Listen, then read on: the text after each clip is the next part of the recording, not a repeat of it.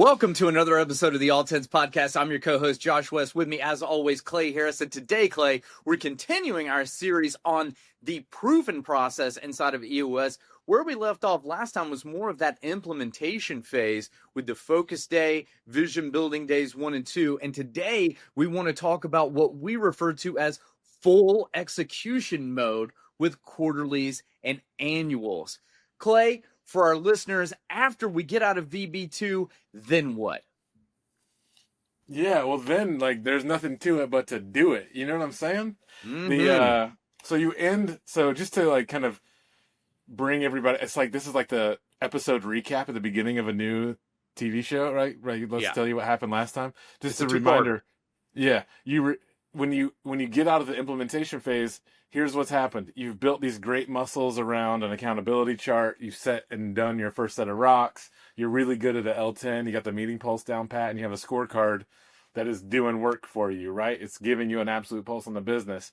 And you have your VTO filled out. So you've answered like these 8 essential questions around where you're headed, how you're going to get there, who you are, all those sorts of things, right? So you've got big muscles and you know where you're headed. And so you're ready to just get on the road, right? Nothing to it but to do it. And so after VB2, we've been meeting with clients like monthly for 3 months, right? And so we're like really close, really good friends. Like we talking about TV show. I don't know why I've got TV shows on my brain, but anyway, and then we say, okay, we'll see you in 90 days. And as an implementer, we've talked about this a lot, Josh, but it feels like, oh, my baby is going off to college or whatever, right? Like, it's a little scary as an implementer because you've done all this work and then you just kind of have to hope that it all works. But anyway, so you get into this mode where now you're just going down, chopping down trees.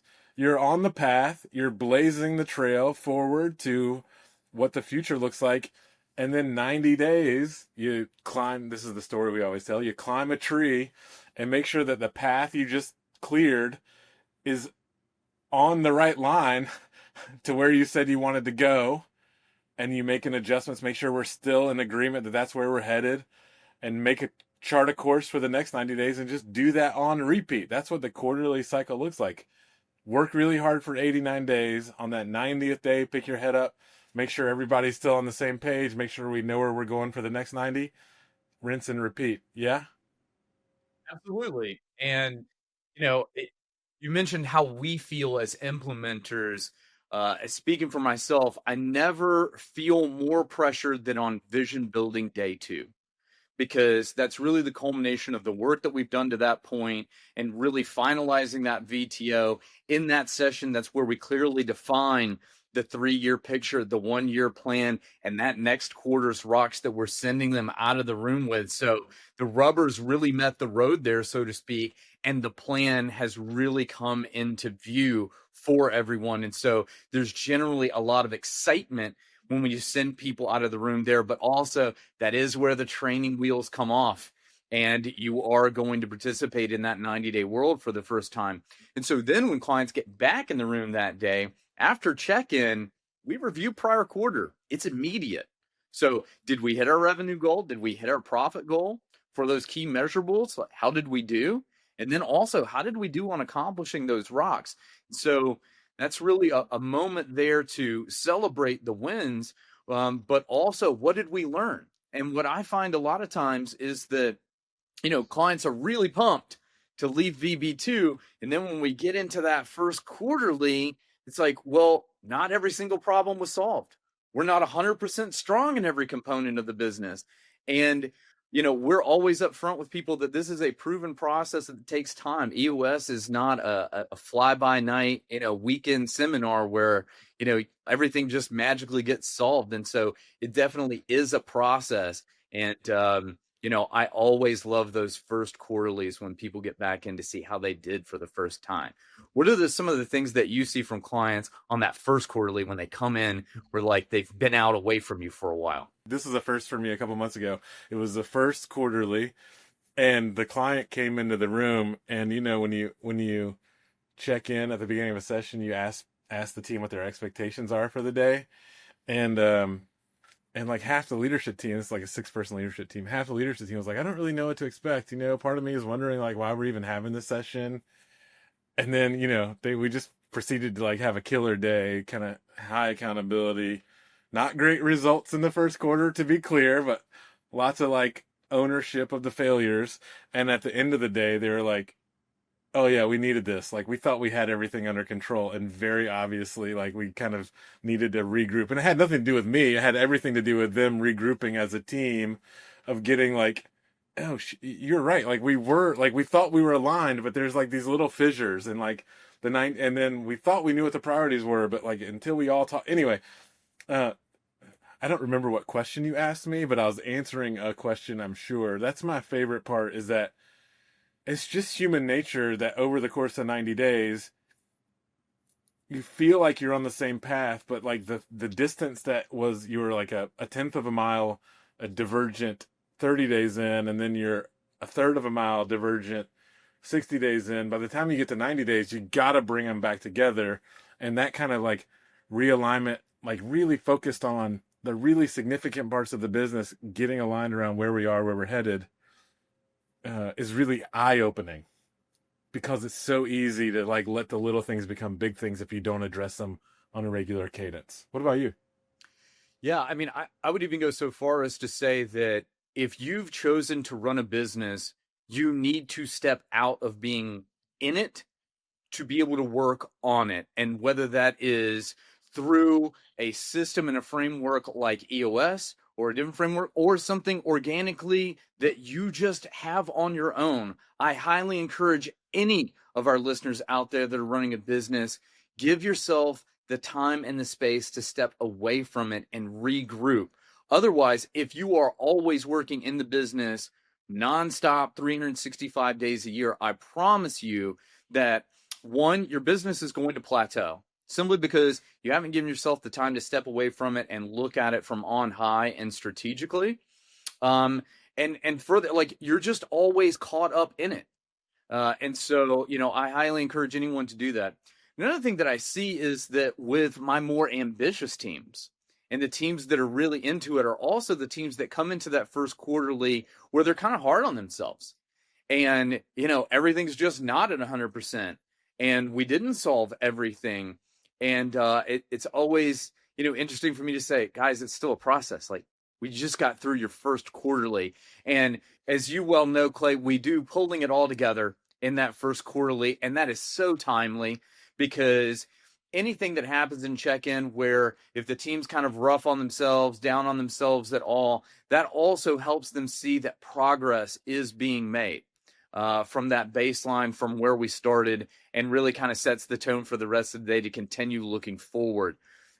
Additionally, one of my favorite things about EOS, certainly when I was in a business and on a leadership team running on EOS, and now as an implementer, is also giving yourself the grace to let it go. Everything that went great and good, great, celebrate it. Pat yourself on the back right now. And everything that went poorly, or there's still challenges there, great, also let that go. And so after we review that prior quarter at the end of the day, we're going to let all of that go, and we're going to spend all of our time and energy and focus on looking forward. Right. the, how many times when we start working with a team are they spending unnecessary cycles, kind of giving themselves a hard time about the past? And so we don't want to not learn lessons. We don't want to identify work that remains to be done, but we also don't want to dwell on things that we should have done differently. The way that we dwell on things that should be done differently is by making better decisions when we set our priorities for the next 90 days. So, like, kind of in a nutshell, the whole day is designed around building momentum. We start the morning by looking backwards for a little bit.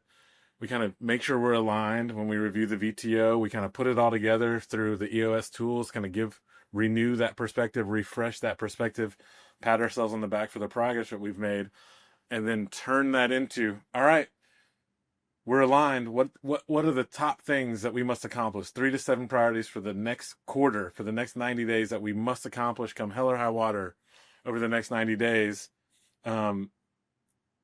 and define them smartly. We have so many episodes around rocks and setting smart goals and that kind of stuff. Our listeners already know the answers on how to set great rocks, but we end the day and spend most of the afternoon making sure we have really clear priorities for the next 90 days, and leave the room at the end of the day. I always think about like the Braveheart scene, I don't remember how Braveheart ends, so maybe this isn't a good metaphor, but like we've all got our faces painted, we've bought in, we're at the top of the hill ready to charge, and we just leave. I want us to leave the room like ready to go do the thing, and I love the end of a quarterly because it's like, we got it. We can do this. Let's go. You know what I'm saying? Yes, it's not just the agenda of the quarterly, it is the order of operations of the agenda of the quarterly. There is also some magic in there, just psychologically and emotionally throughout the day. As you said, it's like we're going to review the prior quarter and then like good, bad, or indifferent lessons learned, celebrations, or whatever, right? Then that review of the VTO, reminding ourselves of the greater good, and then moving through the rest of the day, being able to get the plan. And then by the time you get to the end of that day, you are ready to like charge out of that room, run through a wall, and get it done. And everybody feels refreshed, motivated. They've got new rocks. And I also really love the end of the day. Now, shifting to the annual, and our proven process is a 2-day annual. And I'll just also tee it up as, your EOS schedule does not have to align with your calendar year or your financial year whatsoever. And so also specifically when we talk about scheduling the annual, a lot of companies may find that like if they've got seasonality in their business, then maybe during the off season it's a good time to have that annual so that we can really, get the team together for 2 solid days and really focus, because it's not just a quarterly, but we're also refreshing that 1-year plan. We're working on team health as well in some of those exercises. And so, that is really another very powerful session. In this case, it's over the course of 2 days to even go further into working on the business and also improving team health. Clay, in the annuals that you've done with clients, what do they find most valuable from that particular session? How is it different than the quarterly?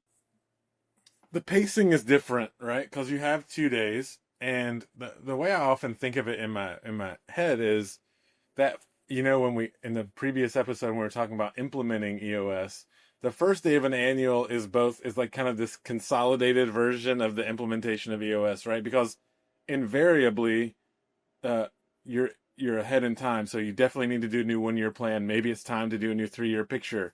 Maybe you've accomplished the core target or the 10-year target, and it's time to set a new one. So you get to do that fun stuff of like doing that work, right? But also in the morning, we spend a lot of time around team health, like really honoring core values and core focus, and like kind of making sure we're all there, making sure the team isn't just like well aligned on the business goals, but is getting closer as a unit so they can move forward faster. But the pacing is a little bit different. We want to be more thoughtful, more a little introspective, and I think that first day is my favorite day of any session, the first day of an annual, because you end the first day on the 3-year picture. You end the first day kind of doing the exercise where we kind of describe what it looks like. And one of the most fun things that I get to do as an implementer is the team has worked hard to build a 3-year picture. We put it up on the board and we ask everybody to just close their eyes and kind of imagine that the world looks like this 3 short years from now. And you describe this great company that has grown a lot, has achieved a lot, is still pushing, and they leave that room on the first day of the annual, raring to go, right? It's like kind of like it kind of has this really fun arc, this crescendo that ends the first day with a whole lot of like oomph. Does that make sense? Oh, the visualization exercise at the end of day one, extremely powerful. And also, that leads me right into thou shalt not do a 1-day annual. Teams, for anyone out there listening, you are absolutely cheating yourselves with that, because there is a lot that can be accomplished over that 2 days. We don't need to cram that into 1 day and frankly cut things out of the agenda. But also, as you talked about ending that day one, Clay, we encourage clients not to go back home, right? This is truly an off-site exercise to have that annual and ending the day and then having the team go and have a team dinner that night. There's a magic that also happens there. Those conversations that are had after that first day that they've had are quite powerful, and I think really bring the team together. And then they're ready to come in for day two. And so, here again, I applaud not only the agenda, but its order and how we end that day emotionally and psychologically to continue through with the rest of the annual is very impactful and powerful for the teams. Yeah, you don't. It's so. I'm trying to think of the right metaphor, but like when it's like a little chilly outside and you go swimming, and then if you get in the pool, you're like, oh man, no, this actually feels nice. But the second you get out of the pool, you're like, I'm not sure I can ever get back in the pool. It's kind of like if you kind of go home and like have to deal with your like you get some bills, maybe your kid had a bad day at school, whatever. Like, not that those things aren't important, but you're kind of getting out of the pool, and so like that. If you end the first day with that crescendo, you kind of want to let that kind of remain in the ether and bring that momentum into the second day of the annual, where you do a 1 year plan, you set quarterly rocks, you have a lot of time at the end of the day to solve any issues that have come out that you just don't get the same amount of time in a quarterly. And so just another vote for an annual is once a year. It's only once a year, and it's 2 days, and that's the way it works. And you kind of owe it to the business and to yourself to kind of make that investment, because if not now, when? If not you, who? Like, great things don't happen on accident. Great things happen on purpose and with intention. And we kind of gotta invest it. If you do everything halfway, you kind of get halfway results. So anyway, passionate plea. Yeah, This is a long episode, Joshy. We're running on almost, yeah. But it really truly is an immersive experience over those 2 days. And Clay, you hinted at it. I even go so far as to tell my teams, like, if you can avoid a check-in call back home at the end of day one, do so.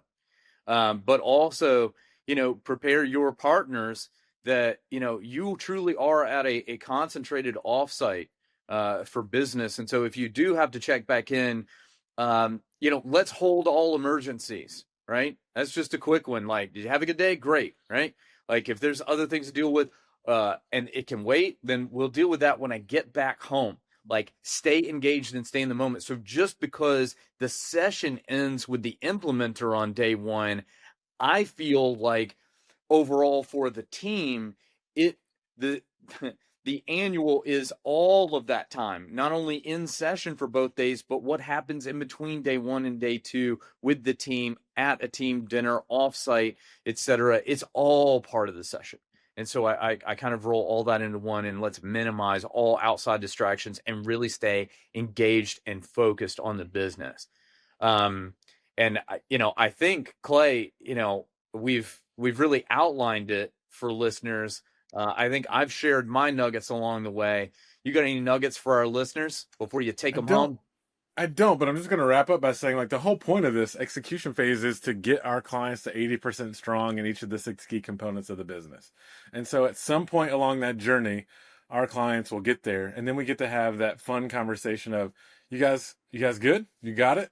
And we graduate clients. And like we say when we first meet with a client, and what we say always along the way is, we want to get you to 80% strong so that you can make a choice. Do you want to keep working with an implementer, or you got it on your own? And I have clients that have been working with an implementer for a decade because they just like the relationship. I have some clients who graduate after 2 years and we're just here to make you feel confident that you have a choice, right? And so that's a pretty fun thing. That's where we're headed on this execution phase. Not that the quarterlies or annuals ever end. We want you to do these with fidelity into perpetuity, and keep crushing 90-day rocks every quarter. Anyway, I don't know if that's a nugget or just me talking about something else that we weren't thinking about talking about, but there we are. Well, I mean, and indeed, when you do look at the diagram of the proven process, graduation is not on there because they stay within that 90-day world and continue. The only thing they really graduate from is dependence on the implementer to help them. And if we've done a great job working together, then at first you're dependent on that implementer, but the entire journey is one of transitioning from dependence to independence. And then when they've got command and control, time to go. Love it. All right. Well, that was a long episode around the execution phase of EOS. And I guess that makes sense that it took a long time because that's the meat of the thing. Anyway, my name is Clay. His name is Josh. I'm in North Carolina. He's in Arizona. We're EOS implementers who love doing this work. And we also love talking to each other, and we love recording it and putting it on the internet for our rabid fans. I mean, holy cow, what a group, man. They're just begging for new episodes. My email overflowing with requests and listener feedback, and if you haven't done that yet, join the crowd, send us some feedback, let us know what you'd like to hear about, if you have any guest ideas. We've been doing a lot of recording lately, and we really love bringing you guys fun content about EOS. But until next time, thank you so much for listening. Please like, rate, share, and we'll see you around the corner. Bye, Joshy. Bye.